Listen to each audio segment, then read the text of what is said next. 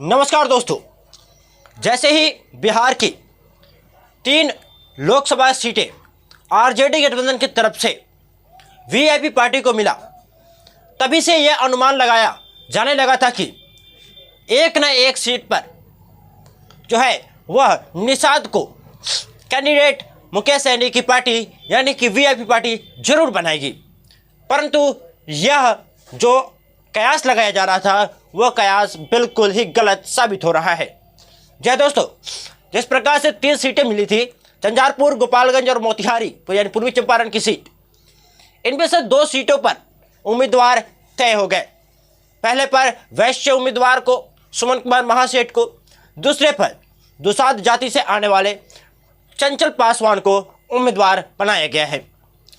अब बचा एक सीट मोतिहारी यानी पूर्वी चंपारण लोकसभा की सीट।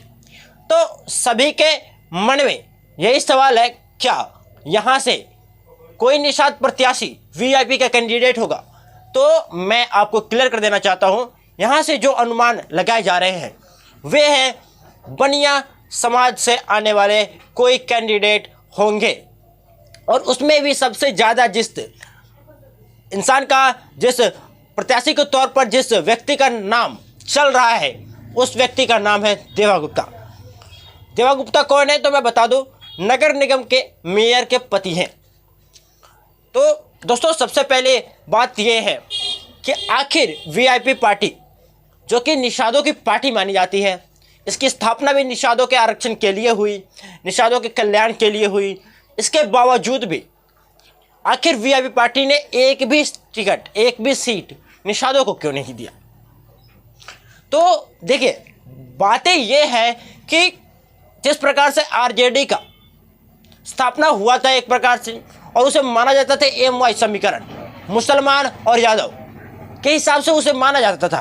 परंतु आज देखने वाली बात यह है कि 22 सीटों पर उम्मीदवार जो है वो उतार दिया है आरजेडी ने।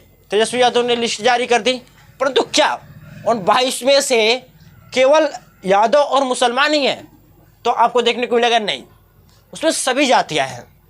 देखिए, जिस प्रकार से वीआईपी पार्टी एक प्रॉपर कास्ट की पार्टी मानी जा रही थी, परंतु वीआईपी पार्टी को अगर लंबा राजनीति करना है और मुख्यमंत्री या उप मुख्यमंत्री पद तक आना है, कोई बड़ा अपना पार्टी को बनाना है और पार्टी को विस्तार करना है, तो अपने एक कास्ट के लिए तो सबको पता है कि वो पार्टी है, परंतु उस कास्ट के अतिरिक्त किसी और जाति को भी अपने कास्ट को कुछ देर के लिए नज़रअंदाज करके तरजीह देनी पड़ेगी।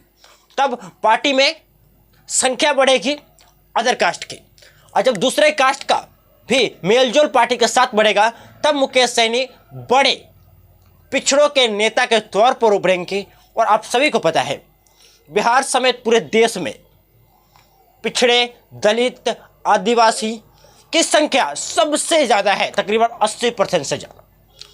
और इन सभी का नेता बनना है तो सबसे ज़्यादा जो जातियां हैं वो भी पिछड़े, दलित और आदिवासियों में ही। तो इनका नेता बनना है तो सबको भागीदारी देनी पड़ेगी। तो इसलिए ये रणनीति हो सकती है कि मुकेश सहनी ने अपने जाति को नज़रअंदाज करके सभी जातियों को, छोटे बड़े जो नई जातियाँ हैं, उन्हें तरजीह देने का शुरुआत कर दिया है, जिससे पार्टी मजबूत हो। खैर, मैंने जो बातें आपको बताई वे सभी बातें पार्टी के अगले रणनीति के हिसाब से ही है, और आगे किस प्रकार से मुकेश सहनी जी के द्वारा मोतिहारी लोकसभा सीट पर प्रत्याशी उतारे जाते हैं, ये ऑफिशियल ऐलान किसके नाम का होता है वो भी देखने वाली बात होगी। पर जो बातें निकलकर सामने आ रही उसके अनुसार बनिया कैटेगरी के यानी वैश्य जाति के ही उम्मीदवार होने वाले हैं। 90% आशंका इसी बात की है कि वैश्य कैटेगरी के उम्मीदवार ही यहाँ से चुनाव लड़ेंगे, यानी मोतिहारी लोकसभा सीट से। दोस्तों, अब आगे क्या निर्णय होता है मैं आपको एक टाइमलाइन बता देता हूँ।